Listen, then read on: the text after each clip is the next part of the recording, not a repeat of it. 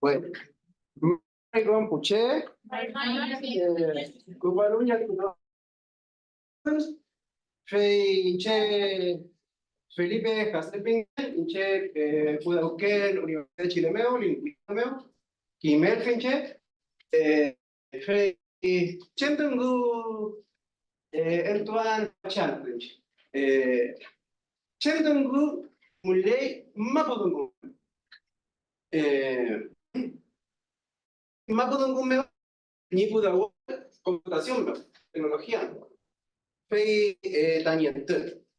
Kiñe que me escuché Fei Piqueta, lengua indígena meu, mulei pichidungu, ni gudagualta tecnología meu, pichi corpus, pingei a winkadungu meu. Welu inche Fei Pian fachantu, mulei fentrendungu, pues piquedungu, fantepudungu, ni doi kume gudagual computación meu. Fei incheta nuram kayanka, Chumyechi ni kudaguat computación meo, ni doy kume kimal mapudungun, ni doy kume kimeral mapudungun, ni doy kume wichap por allá alta mapudungun. Fele. Winkadunguan, febla. Bueno, yo me llamo Felipe Hasler, soy profesor de lingüística de la Universidad de Chile, tengo la suerte también de trabajar con la profesora Frecia Loncón y con Álvaro Calfucoy en los idiomas instrumentales de la facultad. Y lo que voy a hablar hoy día es acerca de qué corpus del Mapudungún hay. Sí, como un poco en sintonía con... Bueno, ¿cuál es la probabilidad de que los dos primeros chapitas se llamen Felipe? Habría que calcular. Lo que dijo Felipe, encuentro que se engancha bastante bien porque justamente lo que busco responder con la charla es mostrar qué es lo que hay en Mapudungún. Porque a veces se dice como que en las lenguas indígenas hay poquito corpus, hay poquito... pero la verdad que el Mapudungún es una lengua bastante afortunada, que tiene una larga historia de documentación, además de una gran cantidad de hablantes hoy en día, con lo con que se puede hacer un montón de cosas. Entonces, básicamente mi charla va a ir por ahí. Pido disculpas de antemano porque si a la gente que trabaja en la lengua mapuche esto le parece un poquito básico, pero también lo hice como un poco pensando en poner las herramientas sobre la mesa para la larga discusión de los días, ¿no? Es un poco eso, de lo que pensando también el jueves y viernes. Ya, entonces, el objetivo de la presentación es justamente presentar a un público interdisciplinario el estado de la descripción y documentación de Mapudungún actualmente. Está muy inspirado en el trabajo de Alberto Salas, que en 1991 publicó un artículo que se llama Lingüística Mapuche, una guía bibliográfica, hasta esa fecha, y también en el trabajo de la profesora María Catrileo, que en el año 2010 sacó un librazo, que se lo recomiendo mucho, que se llama La lengua mapuche en el siglo XXI, que es una panorámica de lo que es el Mapudungún y de lo que está haciendo el Mapudungún. Entonces, estoy ahí bastante en el espíritu de esos trabajos. No es una presentación exhaustiva, sino que está orientada más bien a presentar aspectos de la lengua y su trayectoria para que puedan ser útiles, para el trabajo de la lingüística computacional. Entonces, hay un montón de cosas que son muy importantes, como por ejemplo el gran trabajo de la profesora María Catrileo generando materiales de enseñanza, o trabajos de lingüística sobre aspectos particulares como la negación, el aspecto, qué sé yo, que no los voy a tratar por no ser tan relevantes para el tema, sino que voy a ir agarrando lo que pueda servir para la jornada y lo voy a ir mostrando. ¿Sí? Para partir entonces, vamos a partir con lo que se conoce en lingüística como la lingüística misionera. ¿Sí? El Mapudungún cuenta con una larguísima historia de documentación. ¿Sí? Una larguísima historia de documentación. De hecho, el primer registro escrito de la lengua mapuche se da en 1606 por parte de Luis de Valdivia, quien publica en Lima el arte y la gramática general de la lengua que corre en todo el reino de Chile. ¿Sí? Ese viene además con un diccionario, y tenemos la suerte también de contar en 1621 con el Sermón en Lengua de Chile. ¿Sí? Posteriormente también está la documentación que hizo en 1765 Andrés Febrés, el arte de la lengua general del Reino de Chile, que también viene con un diccionario, ¿sí? Y también viene con textos, ¿sí? Textos, en esta parte es importante destacar, en general estas obras vienen también con textos orientados a la catequización, a la evangelización, por tanto no son textos ecológicamente recogidos, sino que en el fondo son traducciones de la doctrina cristiana al mapudungún. Estructuralmente es indudablemente mapudungún. No es una lengua que se inventaron los padres ni nada, sino que estructuralmente es mapudungún, que es un mapudungún que tiene una continuidad histórica hasta el día de hoy. Sí. El padre Bernardo Hallstatt publica el Chidú Res Chilenses, que está en latín. Es una obra que está en latín y mapudungún. Recientemente en la facultad se publicó una parte cuarta, la parte en latín fue traducida al español, que está libre de disposición para todo público dentro de los documentos de la Universidad de Chile. Ah, buenísimo, mucho mejor, mucho mejor. Sí, porque si no, Google Translator ahí había que aplicar. Entonces, ¿qué es lo que tenían estas obras? ¿Qué es lo que tienen hasta el día de hoy? Una gramática, doctrinas cristianas, por ejemplo, catecismos, confesionarios, el Padre Nuestro, el Credo y tal, ¿sí? Y sermones, ¿ya?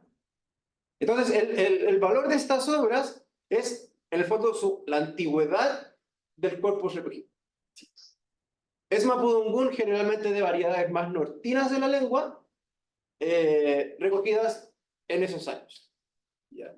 Entonces ahí es donde estriba su valor. Y en ese sentido eso es importante destacar porque no son tantas las lenguas indígenas que tengan registros tan antiguos. ¿Sí? Y son menos las que tienen registros tan antiguos que tengan una continuidad masiva histórica como el mapudungún hasta el día de hoy. Entonces estos documentos ahí estriba su valor. ¿Sí? ¿Cómo estaban hechas? Entonces, las gramáticas latinas utilizadas en Europa en el proceso de enseñanza-aprendizaje formal e intelectualizado del latín clásico se utilizaron con un mínimo ajuste como marco de referencia o modelo analítico universal para el estudio de las lenguas habladas en los territorios de misionización.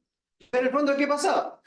Los sacerdotes habían sido educados en latín, la misa se daba en latín, por ejemplo, todo eso, y el modelo de lenguaje que ellos tenían, el modelo de gramática que ellos tenían era la gramática latina. Y proyectaban el modelo de la gramática latina al mapudungún. Entonces, por ejemplo, el mapudungún no tiene casos, que es una marca, que es un sufijo, en el caso de latín, que marca la función que tiene una palabra dentro de la oración. El mapudungún eso no lo tiene. Pero igual los sacerdotes, al describir el mapudungún, hacen una tablita con los casos en mapudungún, y en el fondo sale el sustantivo repetido todas las veces, pero como no hay, digamos, aplica un modelo latino a la descripción del mapudungún. ¿Ya? Ya, entonces, ¿qué pasa? ¿Eso invalida los registros? ¿O dice, significa eso que esto es un mapudungún ficticio o inventado? La verdad, no. ¿Sí? Simplemente lo que uno puede, digamos, entender es que la técnica con la que la gramática se realizó es una técnica que se usaba en ese tiempo, que está situada históricamente. Y hoy día tenemos más herramientas y más técnicas. ¿Sí? Entonces podemos trabajar con esos recursos, con las técnicas actuales, para poder hacer descripciones históricas del mapudungún. Eso es lo importante.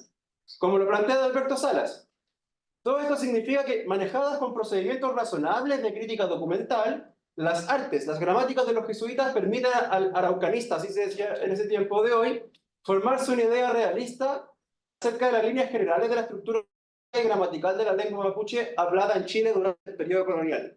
Fíjense lo que es, que a partir de estos registros nosotros podemos saber cómo era el mapudungún que se hablaba en 1600 y 1700. ¿Sí? Con un alto grado de seguridad. ¿Sí? Ya, entonces, perdón la autorreferencia, pero es que a mí me gusta la lingüística histórica, una de las cosas que más me gusta, entonces he trabajado un poquito en el tema y les quería mostrar más o menos de qué sirve. ¿Ya? Por ejemplo, el 2020 con otros colegas, Aldo Late y Guillermo Soto, publicamos un paper que trataba sobre el origen y el desarrollo del sistema evidencial del mapudungún. El sistema evidencial del mapudungún se compone básicamente del sufijo "erke", por ejemplo, al decir "amurkei", que podría ser o bien dicen que va, o infiero, o sea, dicen que fue, infiero que fue, o bien fue y me sorprende, ¿no? Tiene esos significados. y el marcador piano, cuando el líder dice, ah, Juana muy piano. Entonces, ¿qué quiere decir evidencialidad? Quiere decir aquella categoría gramatical que lo que hace es señalar que el hablante no vio lo que está contando, sino que o se lo contaron, o lo dedujo, o lo sorprendió. Eso quiere decir evidencialidad. Y lo que hicimos en el paper fue ver desde dónde salía ese sufijo que tiene estos significados. ¿Sí? Entonces, fíjense que algo muy interesante es que la primera documentación de este morfema arqué la realiza Febres en 1765. ¿Sí? Con el sentido de parecer que. Y si fíjense que tiene otros significados, miren. En Febres, de una winkar kimi, ya pareces winka, ya pareces winka, de un winkar kimi, ya pareces winka. Que no es un significado que tenga tan fácilmente hoy en día. ¿Sí? ¿Cierto? Fíjense que también está documentado así en Febres. Cherke, parece gente, parece gente. Y uno dice, ah, pero mira, y junto con este significado que no es tan fácilmente usado hoy en día, que parece un poco más en retirada, está el significado que ya vemos hoy en día usado, que es, por ejemplo, Checo por K, parece que viene gente. ¿Por qué? Porque escucho esto. Ah, Checo por K, ¿sí? O, por ejemplo, Quintur que fita, ya, esa viene a estar claro, Quintur que vita ni como leal, parece que buscas tu bienestar. No sé, pues está yendo, no sé, pues digamos, está saliendo a tratar todos los días. Ah, Quintur que evita ni que me leal. Ese significado es más actual y convive con un en ese tiempo convive con un significado que hoy día parece obsoleto, parece no usarse. Y eso a nosotros nos llamó la atención. Y a partir de eso, planteamos lo siguiente. Parece ser que del chorque o del winkarkimi se parece bastante al significado de reque. Cherrekeimi, eres como gente tú, ¿sí? Entonces, lo que nosotros planteamos a partir de la observación, esto lo estoy resumiendo muchísimo, es un poquito más complicado, pero es básicamente, más que se entienda la explicación de esto, quiero que se entienda como la utilidad que puede tener el uso de los textos coloniales. Parece ser, a partir de la observación de los textos coloniales, que este sufijo que tiene sus raíces en lo que hoy día conocemos como el reque de comparativo. ¿Sí? Cuando uno dice, winca reque, como los winca, tregua reque, como el perro. ¿Sí?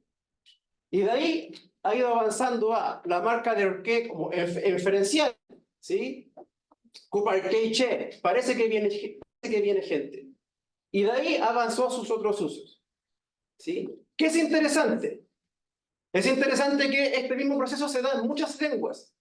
¿Sí? Hay lenguas, por ejemplo, en Rusia que pasaron por este mismo proceso.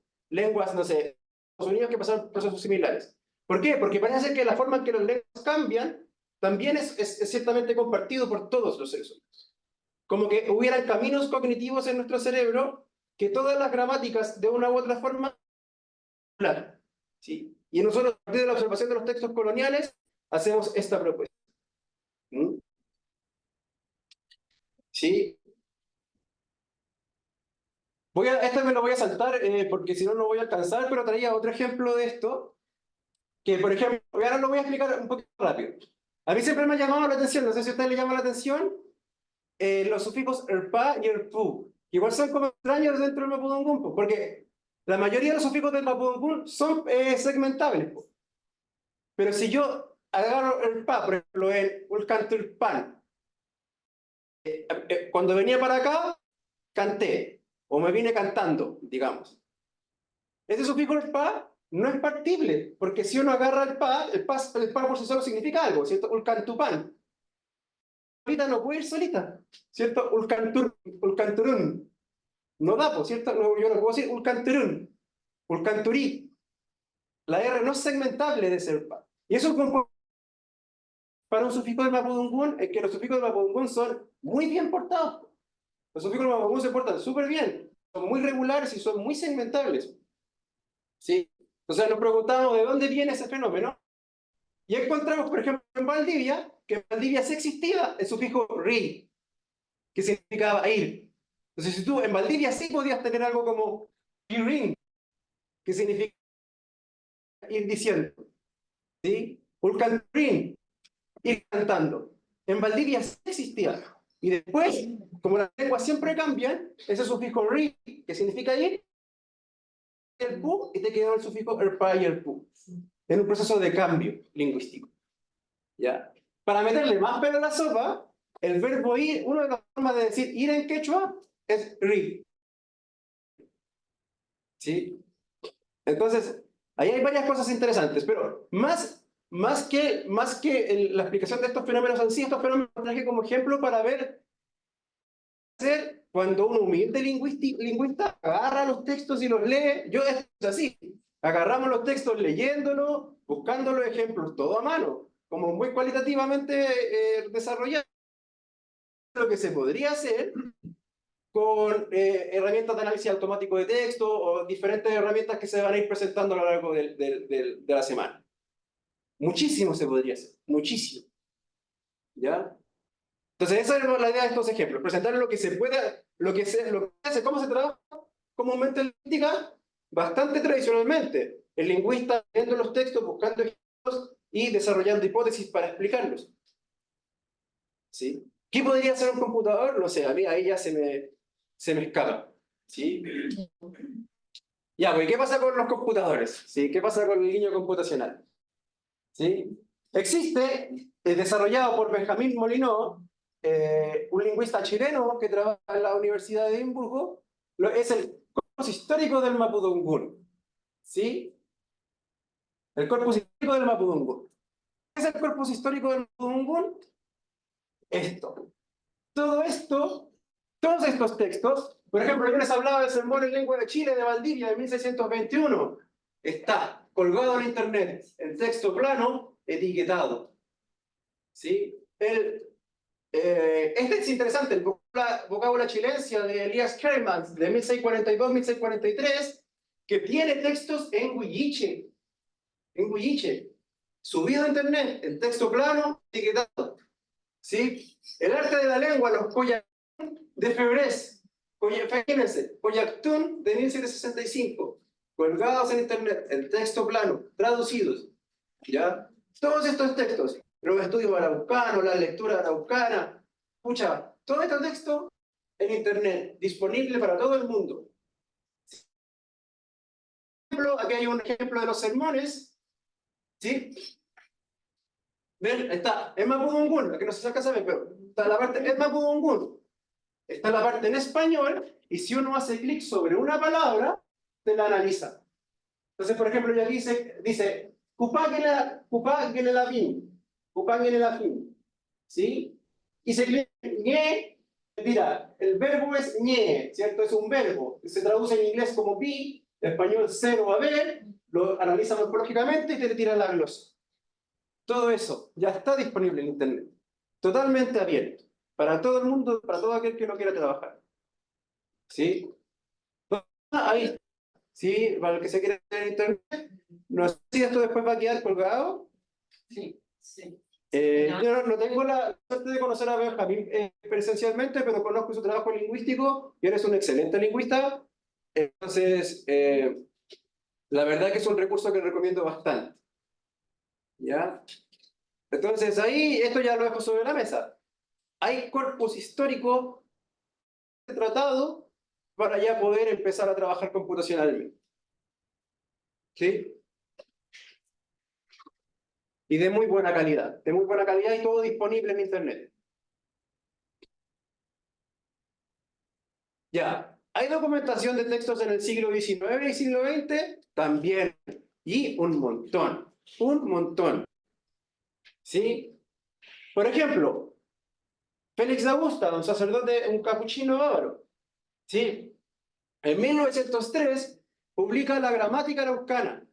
Así como los sacerdotes jesuitas que les acabo de presentar tenían en su cabeza el molde de la gramática latina, ya Augusta ya no tenía el molde de la gramática latina, tenía el molde más de la gramática castellana de Desbello.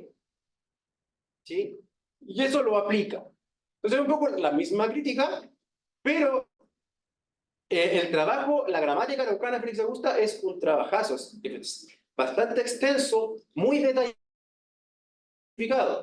Porque algo que no dije acá fue que todos estos textos, por supuesto que los sacerdotes no estaban tan interesados en documentar la lengua como en evangelizar a la gente. Entonces son textos que están preparados para la autoinstrucción de los sacerdotes y posteriormente para que en el fondo la gente que se convirtiera pudiera tener acceso a materiales de lectura. Pero su principal, como su principal tarea era que un sacerdote con este libro pudiera aprender la lengua. Sí. Hoy día eso se puede subvertir, porque con la gramática araucana uno puede aprender bastante de la lengua, porque es muy detallada y tiene muchos ejemplos. ¿Sí? Pero además, Félix Augusta no solo hizo eso. En 1910 publicó las lecturas araucanas. ¿Cuál es la gracia de las lecturas araucanas? Que ya no es sermones traducidos, el Padre Nuestro traducido, el Credo traducido, son ya textos como ecológicamente recogidos. Son textos mapuches que se le dictó, que hablantes de la lengua le dictaron y él transcribió. Entonces ya hay apego, ya hay un cantón, ya hay registro de eso en 1910. ¿Sí? Y en 1916, además, publica el Diccionario Araucano-Español y Español-Araucano, que, hasta donde llega mi conocimiento, es uno de los diccionarios más completos existentes en lengua indígena alguna.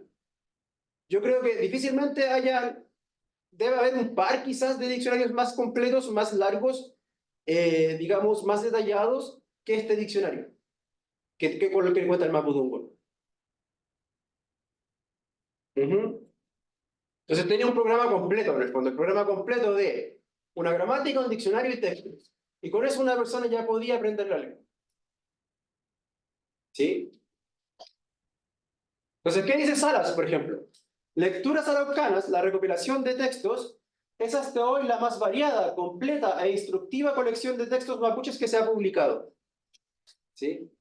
Igual ahí hay que hacer algunas salvedades. Por ejemplo, también quería mostrarles, pero no lo encontré en internet. Estaba en internet y ya no está, una recopilación hermosa que hizo María Angélica Rolmuán en 1997, publicada en la UFRO, que tiene una serie de Nutrancán y de Pentucún. Muy completa también. Completa. También que está en internet, pero las busqué para mostrárselas y no la encontré. Está todo el trabajo de la editorial ¿cómo es? Come Kimun, la de Segundo Yamin, ¿cómo, cierto? Come Dongu, es Come Dongu, también, donde publica una serie de Peña y Lamiel de diferentes registros dialectales, de diferentes variedades dialectales, también una completísima colección de... ¿Sí? Entonces hay algunas salvedades, pero de que es completo, es completo. ¿Sí? ¿Qué dice sobre el diccionario, por ejemplo? La serie culminó en 1916 con la aparición de los 2 volúmenes del Diccionario Araucano-Español y Español-Araucano, que es una obra impresionante, tanto por la cantidad de entradas que contiene, como por la calidad de su técnica lexicográfica. Así, por ejemplo, para el volumen 1 de Mapudungun al español, sobre un cálculo muy moderado de 17 entradas por página, las 304 páginas de texto contienen una cantidad superior a las 5.000 entradas. Es un diccionario de más de 5.000 entradas. Un cálculo similar para el volumen 2 del español al Mapudungun, de 402 páginas de texto, da una cantidad superior a las 7.000 entradas. ¿Sí? ¿Qué más tenemos? ¿Qué más tenemos? Esta obra es interesante. Las memorias de Pascual Coña, se llamaba originalmente Vida y costumbre de los indígenas araucanos en la segunda mitad del siglo XIX. ¿Y quién aparecía como autor? Ernesto Vilen de Mosbach, que fue el sacerdote al que Pascual Coña le dictó sus memorias. ¿Ya? Entonces esta es la primera versión con un prólogo de Rodolfo Lenz. Así como el diccionario de Félix Augusta es uno de los diccionarios más completos, las memorias de Pascual Coña, llamado originalmente así, es uno de los registros más completos de la vida de una persona perteneciente a un pueblo indígena que se tenga, digamos. Porque hay que recordar que Pascual Coña vivió en el mundo pre de la mal llamada pacificación de la Araucanía. Entonces Pascual Coña alcanzó a conocer el desarrollo de un sistema de justicia anterior, por ejemplo, a la pacificación de la Araucanía. ¿Sí? El desarrollo de la organización anterior a eso, y así, ¿no? Entonces, considerando ese factor, Este libro es también una de las documentaciones más completas de las que se tenga registro en una lengua indígena. ¿Por qué es interesante? Porque Pehuen sacó una nueva versión, ¿sí? En 2006, que ya no se llama Vida y Costumbre de los Indígenas Araucanos en la segunda mitad del siglo XX, del siglo XIX, perdón. Se llama Lonco Pascual Coña, Testimonio de un cacique mapuche. Y el autor entonces es Pascual Coña. ¿Sí? Y redoblando la apuesta, después los chicos de la editorial Bien Loan sacaron la versión en puro mapudungún del texto. Entonces tiene una larga vida y una larga trayectoria este texto. ¿Sí? Esto pasa también, por ejemplo, con el trabajo de Manuel Manquilef. Manuel Manquilef, del principio del siglo XX, trabajaba con Tomás Guevara. Sí, La Última Familia, un montón de textos así también, muchísimos que no alcanzo a profundizar acá, que originalmente se le atribuía la autoría a Tomás Guevara y en un segundo término a Manuel Manquilef. Hoy en día ya las reediciones le dan a Manuel Manquilef el lugar que le corresponde en la autoría del texto. ¿Qué dice, por ejemplo, Rodolfo Lenz acerca del Pascual Coña? La obra presentada por el padre Ernesto es de un valor enorme, incalculable para la lingüística araucana, la etnología chilena y la psicología étnica en general. Porque es uno de los registros más completos acerca de la cultura de un pueblo indígena, en general. No solo considerando el pueblo mapuche. ¿Qué contenía esta obra? Son 463 páginas organizadas en 22 capítulos, que contienen, por ejemplo, los recuerdos autobiográficos de Pascual Coña, que están entreverados con descripciones del mundo natural, la vida social y doméstica, actividades laborales, prácticas matrimoniales, el levantamiento en 1881 narrado ahí, en puro mapudungún, ¿sí? Vida ritual y religiosa, costumbres funerarias, cuentos tradicionales, animales, nombres de bichos, nombres de pescados, nombres de plantas, todo, todo. Es como una encarta, como una Wikipedia, pero se me cayó el carnet ahí de... tiene de todo, de todo, de todo, de todo. Sí. Bueno, el doctor Rodolfo Lenz, ya no me alcanzo a expandir. Si se fijan, he nombrado hasta ahora puro sacerdote. La primera persona, el primer lingüista que no es sacerdote, que en el fondo inicia el estudio científico de la lengua, es el doctor Rodolfo Lenz. ¿Ya? Que entre 1895 y 1897 publica su texto ya famoso, Estudios Araucanos, materiales para el estudio de la lengua, la literatura y la costumbre de los indios mapuches araucanos. Él era alemán, ¿sí? Y muy resumidas cuentas, su historia es bien interesante. Él era alemán y fue contratado por el gobierno chileno para que viniera a hacer clases de un montón de cosas, menos de mapudungun, a la universidad. ¿Sí? Entonces él era profesor de varios idiomas y era un lingüista muy bueno. Y él se dio cuenta que la pronunciación del español de Chile y el español de Chile en general era muy diferente a todo el resto del español que él conocía. Y él decía, ¿cuál es la diferencia de esta gente, de los chilenos, con respecto al resto? Los mapuches. Entonces la explicación de esta diferencia debe venir del mapudungun. Entonces, ¿qué hizo? Se puso a aprender mapudungun. Y él sabía mapudungun y recorrió el sur. O más que recorrer el sur, iba gente a juntarse con él y trabajar con él, y logró recopilar textos en una diversidad de variedades dialectales de la lengua, ¿sí? Y bastante texto también, ¿sí? Y también con la particularidad de que está transcrito fonológicamente. Entonces, si uno sabe leer los símbolos fonológicos que usa él, uno puede además tener una idea bastante exacta de la pronunciación de la lengua de ese tiempo. ¿Sí? Y también aquí un equipo formado por Belén Villena, Elisa Loncón y Benjamín Molinó hizo una reedición de estos, ¿sí? Que se llama Cuifique Auquincu, Ecos de Voces Antiguas, un texto hermoso, una encuadernación preciosa además, y muy bien trabajado sobre el tema. ¿Ya? O sea, fíjense, estamos a principios del siglo XX todavía, ¿eh? Y miren todo lo que había, todo lo que hay hasta el día de hoy. ¿Sí? Y no hemos entrado al siglo XX. O sea, aquí todavía la gente andaba con lápiz y papel haciendo las cuestiones. Pues imagínense lo que se puede hacer ahora. ¿Ya? Aquí, bueno, Felipe Neira, que está haciendo su tesis de maestría en lingüística histórica del mapudungún, me facilitó un breve resumen de los diferentes cuerpos que hay. Y tenemos, por ejemplo, 1606, 1626, 1643, 1765, 1777, los estudios araucanos que se le acabo de presentar, la gramática araucana. Tomás Guevara y Manuel Marklev en 1908 publica La psicología del pueblo araucano. Ellos tienen refranes en mapudungún, la historia de las últimas familias en mapudungún. Hay textos de educación física en mapudungún. O sea, para tirar para arriba, digamos. Manuel Marklev en 1911, comentario del pueblo araucano. 1. La faz social. 2. La gimnasia nacional. Imagínense, un texto sobre gimnasia, o sea, deportes en mapudungún, 1914. ¿Sí? Y el ya nombrado Memorias de Pascual Coña. ¿Sí? Hay descripciones gramaticales generales. Ya, esto es un poquito lo que estábamos hablando, lo que hablamos de la presentación de Felipe. Hay muchísima descripción gramatical del mapudungún, ¿sí? Hay una que me gusta bastante, que no pude nombrar, que no la pude conseguir en formato electrónico y la quería mostrar bien y todo, que es la tesis de magíster de la profesora María Catrileo, que ella en los años 70 se fue a estudiar a Estados Unidos. Hizo su tesis en un paradigma lingüístico que se llama tacmémica, sobre el mapudungún. Y la tacmémica es bastante heredera y está bastante relacionada con la hipótesis distribucional que nos mencionaba Felipe.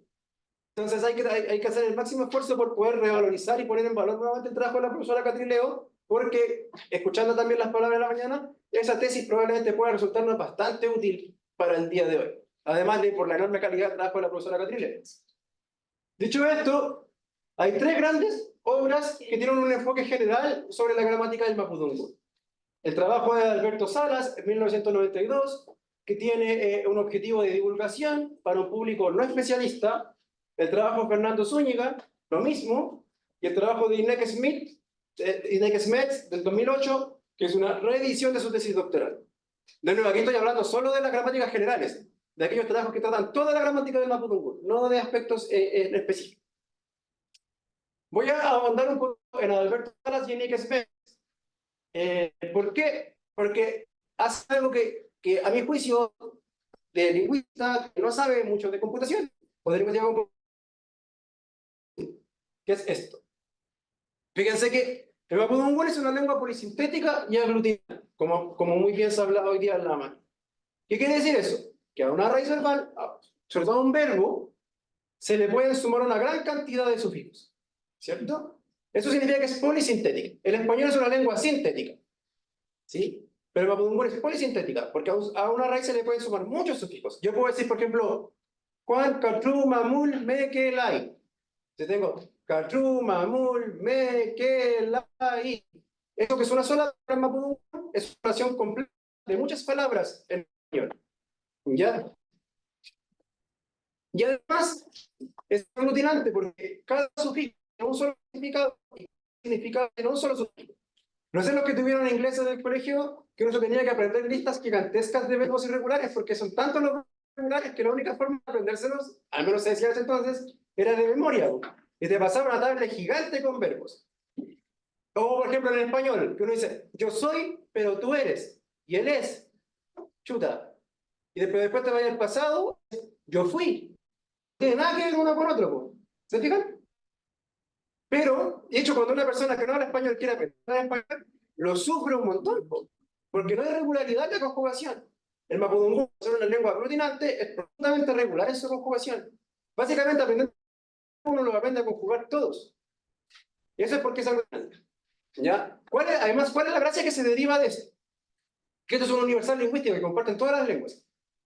El orden de los sufijos es predecible desde su significado. ¿Sí? De tal forma que los sufijos en una palabra van a seguir un orden establecido, predecible, y en el caso de mapudungún ya bastante estudiado. Entonces esto uno le puede llegar donde una persona, y de hecho esa es la razón por la que me imagino yo, por ejemplo, que Nomada pudo hacer un análisis morfológico, en parte porque como esto ya está bien conocido, y te da un grado de predictibilidad y de generativismo importante. Entonces, por ejemplo, mira, Salas, ¿qué nos dice? Inmediatamente después de los sufijos indirectizantes, el y el o le, ¿sí? Vienen los sufijos de persona satélite. Grupo 1, ñe, mu y w. A continuación vienen los sufijos de flexión verbal adverbial, en su propio orden de sucesión. El sufijo cesativo we, el repentino rume, el de manera yeku, el locativo, el innecesario, el obstinativo, el reciente, todo esto ordenado, siguiendo un orden establecido. ¿Ya? Entonces yo puedo decir, por ejemplo, amuwelai, pero no puedo decir amuwei. ¿Cierto? Sí, puedo decir amuperkei, pero no amurkepei, porque los sufijos tienen un orden establecido. Sí. Esto, bueno, justamente acabo de dirigir una tesis de pregrado que a partir de el orden establecido en los morfemas es capaz de como reconstruir cierto tipo de parámetros lingüísticos que son interesantes para la descripción de las lenguas del mundo. Entonces, Claudio Yáñez hizo una tesis sobre este tema. Este es el de, ¿cierto?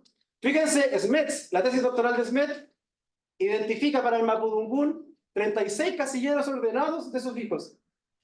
No nos alcanza a decir todo, ¿no? Pero para que vean, o sea, el verbo mapuche es una estantería que tiene 36 casilleros. Y esos casilleros están todos organizados y ordenados, de acuerdo al significado de cada uno de los sufijos. Esto ya está, y estos trabajos de excelente calidad, ha sido estudiado y todo. Me imagino que esto puede ser de mucha utilidad para una lengua del mapudungún que tiene una documentación mediana, no gigantesca como el español o el inglés, pero que al contar con esto se puede ahorrar, yo me imagino, harto trabajo de hacha o de pala y picota, un software, ¿no? Sí. Bueno, hay un sinnúmero de investigaciones actuales que desde diversas corrientes teóricas describen dimensiones particulares del mapudungún, como el aspecto, el tiempo, la modalidad, la negación, la posesión, la evidencialidad y un largo y riquísimo, etcétera. Como la mayoría son mis amigos, no me voy a poner a uno porque después se me olvida alguno y se me enoja, pero por ejemplo está el trabajo de aspecto de la profesora Elisa Roncón, está el trabajo de negación de Aldolate con Fernando Zúñiga, Rodrigo Becerra. En la dimensión del tiempo también hay muchos trabajos de Rodrigo Becerra. Yo he podido trabajar el tema de la evidencialidad. La profesora Jacqueline Caniguán también ha desarrollado una larga trayectoria descriptiva. ¿Sí? Hay muchísimo. No me jugué con poner alguno, y si me olvida alguno, después me quedo sin açaí en algún lado. Entonces, además, por ejemplo, la profesora María Catrileo publicó en 1987 un texto que se llama Mapudunguyu, para los que están aprendiendo Mapudungun. Busquen. Se llama Mapudunguyu y es un texto autoinstruccional, como el de los sacerdotes, pero hecha por la gran lingüista mapuche María Catrileo. Es buenísimo para aprender la lengua. ¿Ya? Es un excelente texto. ¿Sí?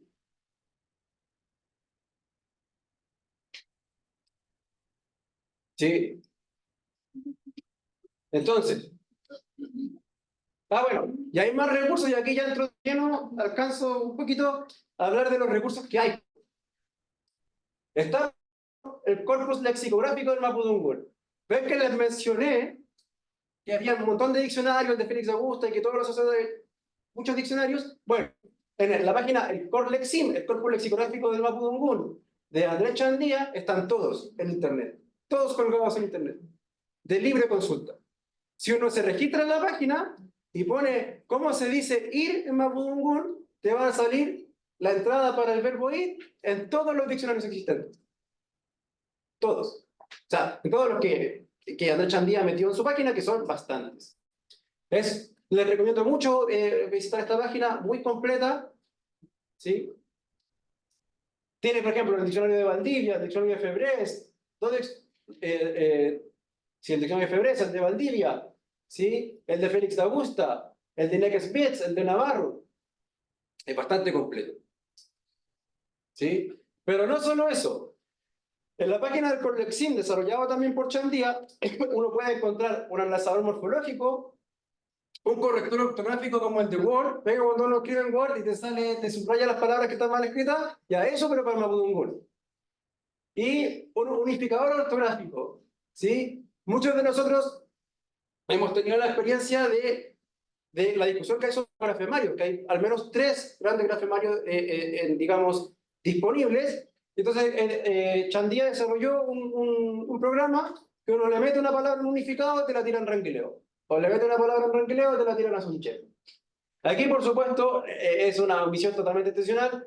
No puse tampoco el trabajo de Cristian Ahumada porque él va a dedicarle todo el tiempo a mostrar ese enorme trabajo que está en Kimal Mapudungun, que yo en lo personal lo ocupo permanentemente en clases, en que Ahumada desarrolló un analizador morfológico que uno le mete una palabra y te la analiza, te la opera, digamos. Porque hay otra cosa interesante, ¿por qué sirven los software? Una cosa que, por ejemplo, ¿por qué yo ocupo siempre el trabajo de Ahumada en mis clases? Porque como Mapudungun es una lengua pura y sintética y aglutinante, para poder ocupar un diccionario tenés que identificar la raíz. Pero si no sabes Mapudungun, no sabías identificar la raíz. Entonces te cuesta mucho ocupar un diccionario cuando no sabes. Es una barrera de entrada que es un poquito difícil de saltar. Y entonces con trabajos como el de Cristian Ahumada, yo siempre lo veo en clase. Ya me dice, profesor, ¿qué significa esta palabra? Ah, no sé. No sé. Ah, ya ahí van con el celular y tengo un diccionario ahí. Se van ahí y le opera la palabra, identifica la raíz y ya después a veces te dice el significado o si no después lo buscas tú, pero en el fondo hay. Entonces ahí, bueno, Cristian Ahumada va a exponerlo más largamente, pero fíjense que tenemos el lujo de no tener uno, tener dos analizadores morfológicos, dos unificadores ortográficos. Ya. Y para ir cerrando, el grupo del proyecto Avenue, con algunos autores desarrollados ahí, este paper del 2006, desarrollando el sistema de procesamiento de lenguaje natural para dos lenguas indígenas con recursos escasos, digamos, como poco documentadas, el mapudungun y el quechua. Este paper es del 2020, un recurso para experimentos computacionales en mapudungun. ¿Sí? ¿Qué es lo interesante? Tienen un corpus de 142 horas disponibles en Internet, todo abierto, en texto plano, hasta con el audio. ¿Ya? 142 horas de Mapudungun para un lingüista es bastante. O sea, es una cantidad increíble. Esta es como una real joya, que además está disponible en Internet, accesible para todos. ¿Sí? Aquí hay un ejemplo, además está marcado cuando ocupan préstamos, es bien interesante en ese sentido también, entonces está la transcripción y la traducción, y además los audios. Y todo eso, ahí, gratis en Internet, totalmente gratis en Internet disponible. 142 horas de Mapudungun, más de 260.000 oraciones. ¿Ya? Esto como, no es el objetivo declarado, pero después cuando una persona dice así como, ya, pero ¿dónde puedo aprender Mapudungun? Bueno, aquí tiene hasta para aburrirse. Y eso que no estoy mencionando, Kimeltube, la página de Facebook, no sé si la conocen. Sí. Ya, que tienen, a ver, ellos han desarrollado un montón de recursos educativos de primera línea. No sé si conocen el material de Kimeltube, pero si están aprendiendo Mapudungun, primera línea de calidad de recursos, o sea, top, top, top. ¿Sí? Fiestóforo, que es de ahí, con un equipo de trabajo, acaban de publicar un manual de gramática didáctica de Mapudungun, precioso, también, top, de primera calidad. ¿Sí? No he mencionado el recurso didáctico, pero además recursos didácticos hay muchísimos. O sea, además. ¿Qué tiene el proyecto Avenue entonces? Un cuerpo de 142 horas de conversaciones culturalmente significativas en el dominio del tratamiento médico. Más de 260.000 oraciones recogidas por hablantes nativos de Mapudungun entre 2001 y 2005. Cubre 3 dialectos del Mapudungun. 110 horas de Gluche, 20 horas de Larquenche y 10 horas de Pehuenche. ¿Sí? Entonces, las sesiones de grabación se condujeron como conversaciones interactivas siguiendo un enfoque etnográfico. Una conversación bastante ecológica. ¿Sí? Las conversaciones están transcritas y traducidas al español, incluyen también anotaciones para el cambio de código y pronunciaciones no estándar. ¿Sí? Ahí hay un ejemplo. Y ahí está la página. ¿Sí? Es un poco engorroso cómo sacarlo si uno no cacha nada, pero la verdad que dice, como transcripción, uno se mete ahí y están todos los TXT. Los TXT son el texto plano donde ya te sale la conversación. ¿Ya? Tremendo trabajo, increíble. Increíble. Ya, y dirigido por Paul Hegarty y Scott Sadowski, existe el Sound Comparison del Mapudungun. ¿Sí? Bueno, el Sound Comparison es un proyecto bastante amplio dirigido por Paul Hegarty y el Max Planck Institute, que tiene, por ejemplo, páginas también para el quechua y el aymara. ¿sí? Porque Jorge Cartier es uno de los principales sandinistas en la actualidad. Y a Scott Sadowski se dedicó a hacer la parte del Mapudungun, ¿sí? ¿Cuál era el objetivo del proyecto Soft Comparison, según el mismo Scott? Documentar los rasgos fonéticos y fonológicos del Mapudungun a lo largo del extenso territorio del que se habla, ¿sí? Y fíjense en el 3, compartir las grabaciones, transcripciones fonéticas y demás datos generados por el proyecto con la comunidad a través de un sitio web interactivo, para así facilitar el acceso, el aprendizaje de la lengua y la investigación científica. ¿Sí? Fíjense, entonces, por ejemplo, aquí está la palabra regle, seven, regle. Todos estos son símbolos fonéticos, ¿no? Para decir cómo se pronuncia regle en todas estas comunidades. Y uno le hace clic ahí y se escucha. Entonces, oye, ¿cómo se...? Voy a ir...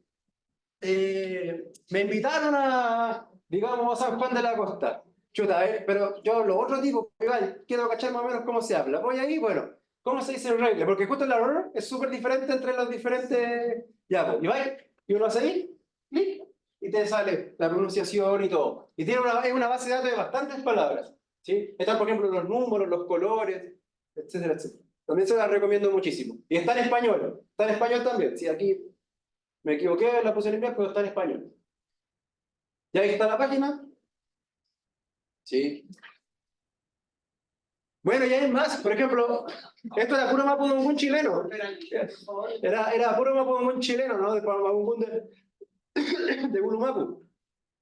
Pero, por ejemplo, la profesora que fue mi directora de tesis, Lucía Golucho, también hizo muchos años de trabajo de campo en los 70, y en la página del AIYA, así como AILLA, si usted se mete a la página de AIYA, es un, digamos, es un archivo de lenguas indígenas que está en la Universidad de Texas, Austin, Texas, si no me equivoco, y ahí en la parte de Mapudungun, ella también colgó un montón de textos en Mapudungun recogidos en los 70, pero en Puelmap, si lo quieren ver.